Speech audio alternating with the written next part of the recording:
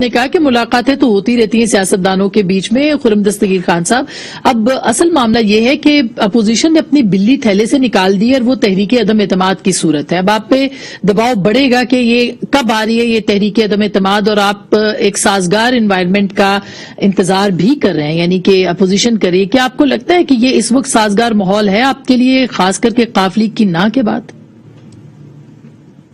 دیکھیے، ہمیں جس بنیاد پر ہم کھڑے ہیں وہ اس کو یاد کرنا ضروری ہے اس وقت، جبکہ جو یہ بہت ہی مسالے دار معاملہ ہے نا جی، حکومتیں کوئی گر رہا ہے کوئی آ رہا ہے، لیکن اس سب کی بنیاد کیا ہے؟ بنیاد پی ڈی ایم کے 20 ستمبر 2020 کے اعلامیے کا نقطہ نمبر 2 ہے، جو کہتا تھا کہ اجلاس نے مطالبہ کیا کہ اسٹیبلشمنٹ سیاست میں ہر قسم کی مداخلت فوری طور پر بند کرے. اسٹیبلشمنٹ کے تمام ادارے آئین کے تحت لیے گئے حلف اور اس کی متعین کردہ حدود کی پابندی اور پاسداری کرتے ہوئے سیاست میں مداخلت سے باز رہیں اور ملک میں شفاف، آزادانہ، غیر جانبدارانہ اور شفاف انتخابات کا انعقاد یقینی بنایا جائے. یہ وہ بیسس ہے جس کو لے کر ہم چل رہے ہیں.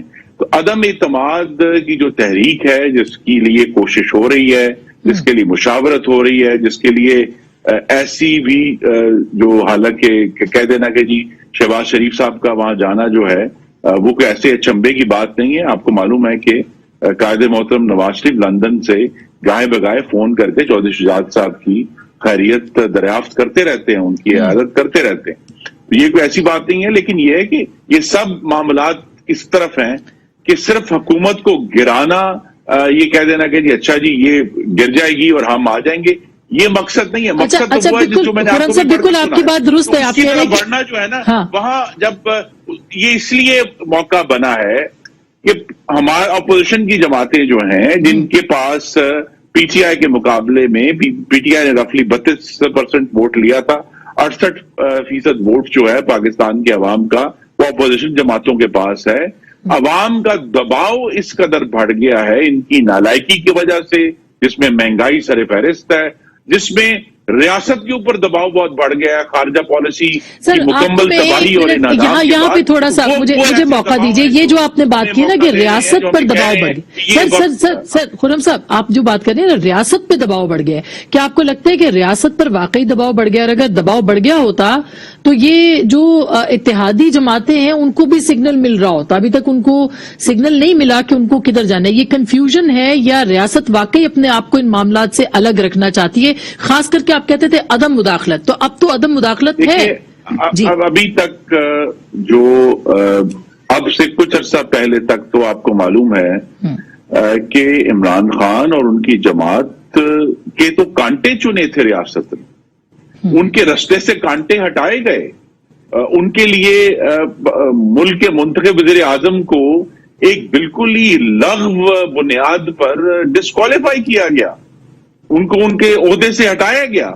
تو جب اتنی زیادہ ہینڈ ہولڈنگ اور ویلوٹ گلوز کے ساتھ کیا ہو، تو اب اگر ہمیں یہ نظر آئے گا، اللہ کرے یہ بات درست ثابت ہو کہ اگر عدم مداخلت بھی ہے کہ اب وہ اس طرح کے کانٹے نہیں چنے جا رہے ان کے آگے سے، تو یہ اپوزیشن اور پی ڈی ایم کی خاص طور پہ جو میں نے آپ کو پڑھ کر سنایا تھا اس کی کامیابی ہے کہ یہ بات ثابت ہوئی ہے کہ پاکستان میں اگر اس طرح کا ہائیبرڈ نظام لایا جائے گا، اس کو جتنی مرضی سیاسی انجینئرنگ کر کے، جو سپریم کورٹ نے ایک دفعہ کہا تھا، اس کو لایا جائے، اس کا قیام کیا جائے، لیکن وہ چل نہیں سکتا.